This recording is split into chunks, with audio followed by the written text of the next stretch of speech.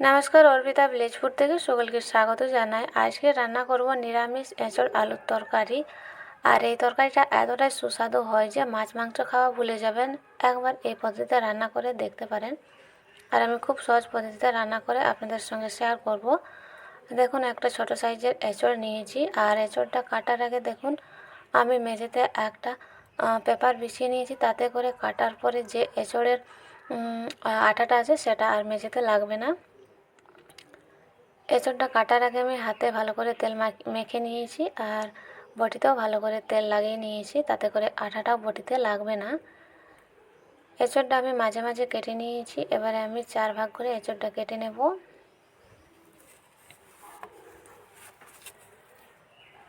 চার ফালি করে এঁচড়টা কেটে নিয়েছি। এবারে নিয়েছি জল। দেখুন, এই জলের মধ্যে দিয়ে দেব।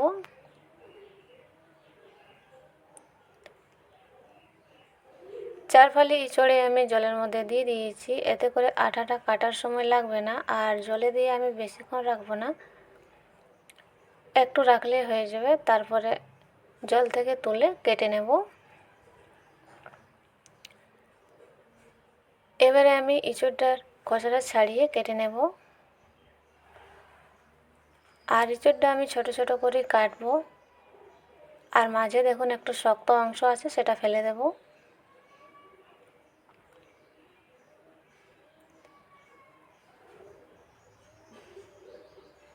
আর এই এঁচড় কাটাটা নিজের ইচ্ছে মতো বড় ছোট করে কেটে নিতে পারেন। আমি ছোট ছোট পিস করে কেটে নেব। দেখুন, খোসাটা ছাড়িয়ে নিয়েছি, কেটে নিচ্ছি।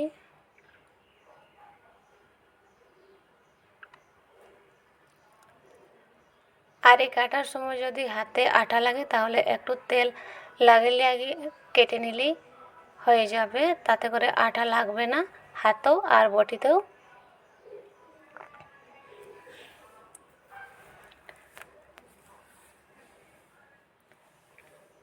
একই রকমভাবে পিস করে এঁচড়টা কেটে নেব।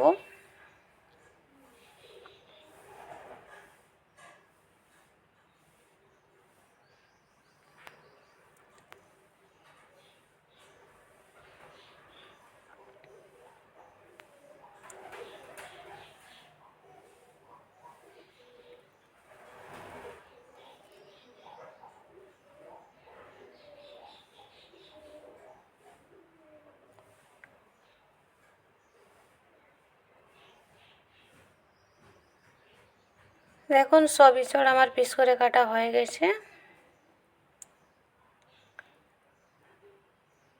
এবারে একটা প্লেটে তুলে নিচ্ছি।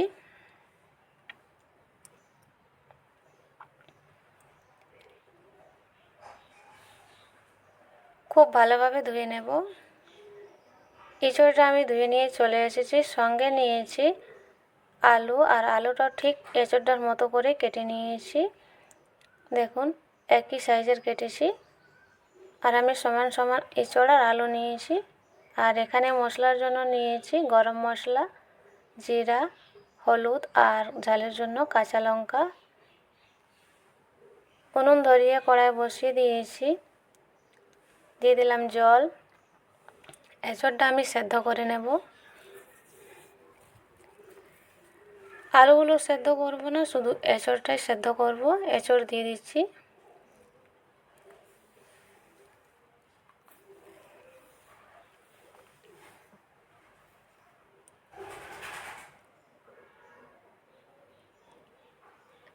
এঁচড়গুলো দিয়ে দিয়েছি। স্বাদ মতো নুন দিয়ে দেবো। নুনটা আবার আমি ব্যবহার করব রান্নার সময়। অল্প একটু দিয়ে দেবো হলুদের গুঁড়ো। এবারে ঢাকা দিয়ে সেদ্ধ করে নেব। আর এঁচড়টা আমি একদম পুরোপুরিভাবে সেদ্ধ করব না, 50% মতো সেদ্ধ করে নেব। এঁচড়টা সেদ্ধ হয়ে গেছে। এবারে নামিয়ে নেব।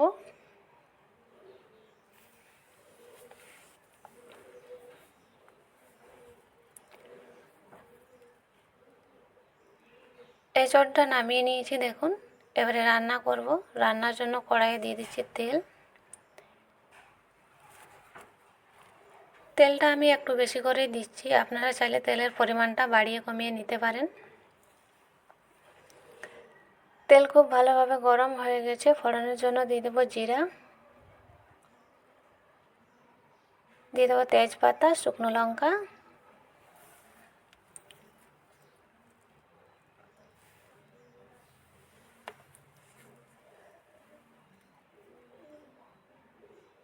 ফোড়নটা একটু ভাজা ভাজা হয়ে গেলে দিয়ে দেবো বাটা মশলা। বন্ধুরা, এই কচি এঁচড় বাটা মশলা দিয়ে রান্না করলে খেতে দারুণ লাগে। বাটা মশলা দিয়ে দিয়েছি, মশলাটা তেলের সঙ্গে ভেজে নেব।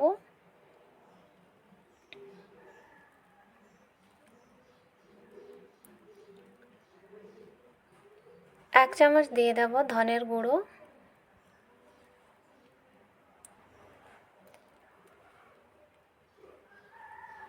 মশলাটা নাড়াচাড়া করে নিতে হবে।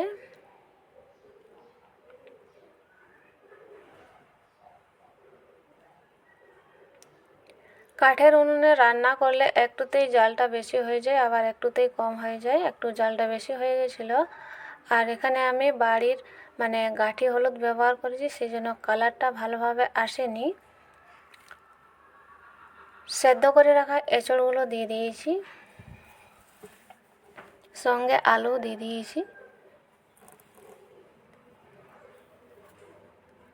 মশলার সঙ্গে মিশিয়ে নাড়াচাড়া করে নিচ্ছি।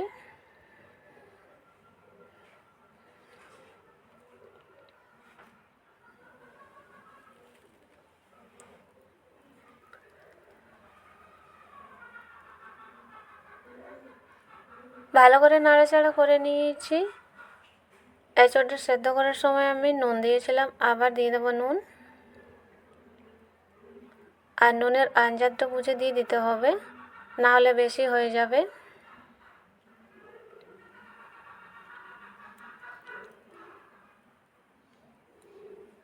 স্বাদ মতো নুন দিয়ে দিচ্ছি।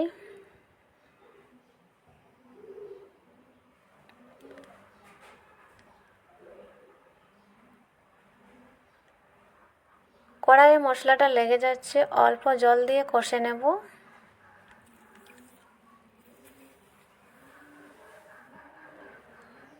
আর আমি রান্নাটা এইভাবে কষিয়ে রান্না করব।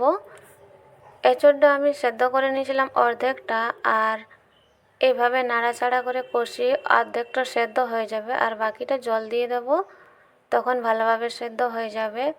এঁচড় এইভাবে কষিয়ে রান্না করলে দারুণ লাগে খেতে। আর এখানে আমি বাড়ির গাঁঠি হলুদ ব্যবহার করেছি, সেই জন্য কালারটা ভালোভাবে আসেনি। কালারের জন্য আমি 1 চামচ দিয়ে দিয়েছি কাশ্মীরি রেড চিলি পাউডার। এটা সম্পূর্ণ অপশনাল, আপনারা যদি কালারটা ব্যবহার না করতে চান তাহলে বাদ দিয়ে দেবেন। কাশ্মীরি রেড চিলি পাউডারটা দিলে দেখতে ভালো লাগে, এটা তো ঝাল হবে না। আর ঝালের জন্য আমি কাঁচা লঙ্কা বেটে দিয়েছি।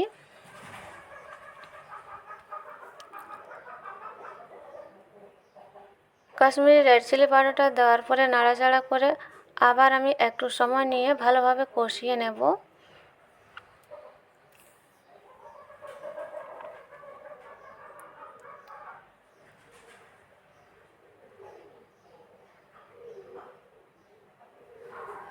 সব মশলাগুলো দেওয়ার পরে আমি মোটামুটি 10 মিনিট মতো হালকা আঁচে এইভাবে অনবরত নাড়াচাড়া করে এঁচড় আর আলুটাকে ভালোভাবে কষিয়ে নেব।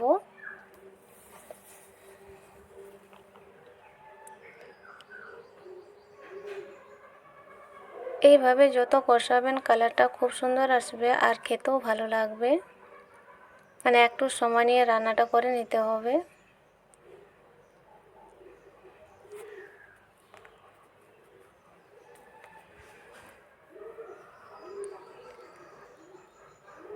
দুই 3 মিনিটের মতো ঢাকা দিয়ে দিয়েছিলাম, ঢাকাটা তুলে দিচ্ছি।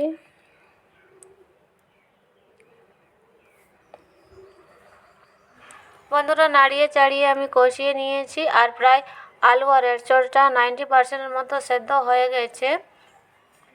আর এঁচড় আর আলুটাকে আমি ঘেটে নেব না, এভাবে গোটা গোটা থাকবে।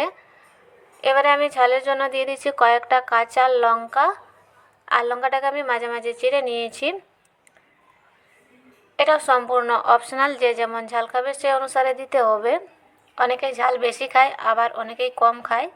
আমি একটু ঝাল রান্না করব, সেই জন্য ঝালের পরিমাণটা বেশি দিচ্ছি। আপনারা আপনাদের পছন্দ মতো রান্না করে নেবেন। এবারে আমি দিয়ে দেবো কেটে রাখা টমেটো দিয়ে দিচ্ছি।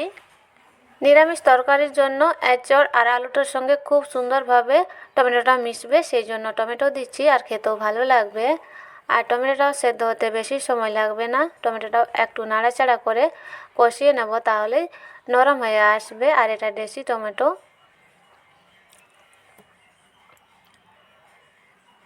2-3 মিনিট মতো টমেটোটাকে কষিয়ে নিয়েছি আলু আর এঁচড়ের সঙ্গে।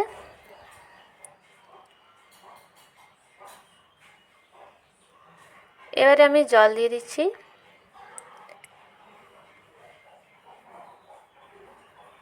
জল দিয়ে দিয়েছি পরিমাণ মতো, আর ভালো করে নাড়াচাড়া করে নিয়েছি। ঢাকা দিয়ে দেবো। ঢাকা দিয়ে দিয়েছিলাম, আর দেখুন একদম সম্পূর্ণ ভালোভাবে আলু আর এঁচড়টা সেদ্ধ হয়ে গেছে।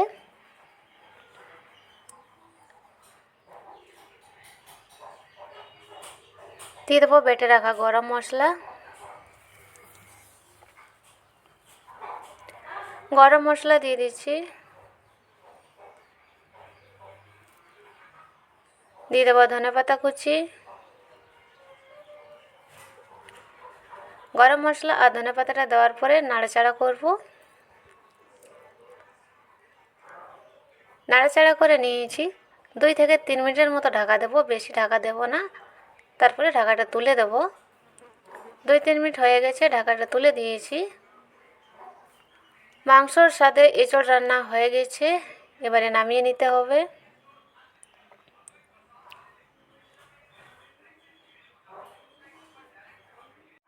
শুধু গরম গরম পরিবেশন করার পালা, নামিয়ে ঢেলে নেব।